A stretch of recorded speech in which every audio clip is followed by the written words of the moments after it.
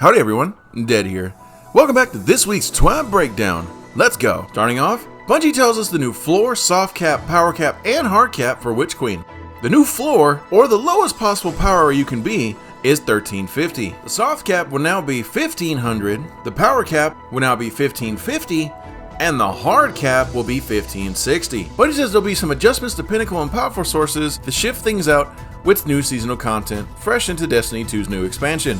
Moving on, Bungie talks economy.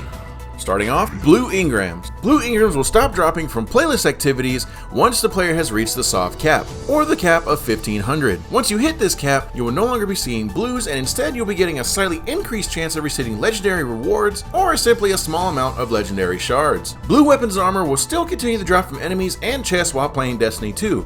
But Bungie hopes this will reduce the need for players to micromanage their inventories and reduce the frequency of visits to the Postmaster while running activities. Bungie also talks about gunsmith reputation. Starting in Season 16, Banshee's new reputation system will match other vendors at the tower, such as the Vala, Shax, and the Drifter, which means we no longer have any use for gunsmith materials or weapon telemetries. Players will now earn reputation rank by simply disbanding legendaries or exotic weapons and armor, or by completing daily gunsmith bounties. Players will want to spend their gunsmith materials and telemetries at Banshee before February 22nd. Any materials not spent will be removed automatically from your inventory when the DLC drops. Bungie also talks about mods and mod component. Bungie's going to be removing mod components from the game. Starting in Witch Queen, weapons and armor mods sold at Banshee 44 and 801 retrospectively will no longer require mod components to purchase and will instead only cost 10,000 Glimmer each. With the removal of mod components, Banshee and 801 will have 2 more mods available each week, meaning they'll be selling a total of 4 mods every week. In addition to removing weapon telemetries, Bungie is also removing the ghost mods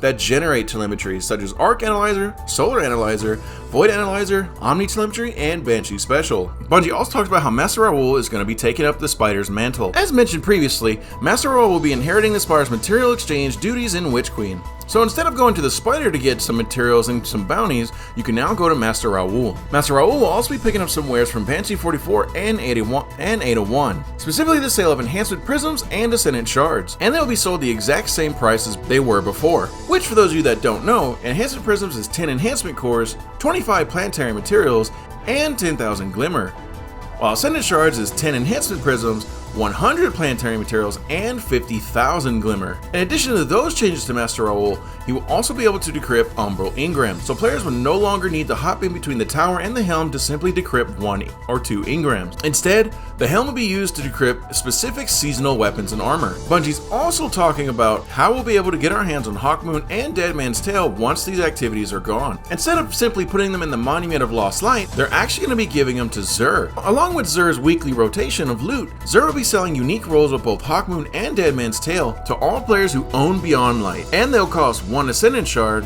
1 Exotic Cipher, 125,000 Glimmer, and 200 legendary shards to purchase. Bungie also talks about how to get not only Dead Man's Tales and Hawkmoon's Catalyst, they also talk about how we'll be able to get Ager's Scepter, Outbreak Perfected, Whisper of the Worm, and the 4th Horseman's Catalyst. These catalysts will simply be put in the Strike, Crucible, and Gambit playlist, with the completion requirements for Outbreak Perfected and Whisper of the Worm changed, since their original activities are no longer in the game. Moving on, Bungie finally gives us the date on when the new raid will drop. It'll be at March 5th, 2022 at 10 a.m. Pacific Time, or 1800 UTC. Bungie says it will give us more information on contest mode, rewards, and other need-to-know information closer to when the raid will drop, and I will too. And for those of you that don't know, March the 5th is on a Saturday, so call your sick days from work and tell your family they won't be seeing you for roughly 24 hours. And to finish off, Bungie says that Iron Banner bounties will be removed at the end of the season. Along with it, they'll also be removing seasonal bounties related to the Season of the Hunt, Season of the Chosen, Season of the Splicer, and Season of the Lost. And bounties from the Tangled Shore will also be removed at the end of the season, along with some daily bounties from general activities or destinations, depending on the objective or reward balancing as per bounty basis. They don't tell you exactly which ones will be removed from the game, but they just say, rule of thumb is, if you don't want to lose your rewards, just go ahead and turn them in. And that's it for this week at Bungie. And that's it for me, ladies and gentlemen. Hope you all enjoyed this short little video. As always, I enjoy making them for you. If you like what I do and want to see more, please like and subscribe to the channel. It inspires me to make more. I'll see you on the next one. Peace, and have a good one.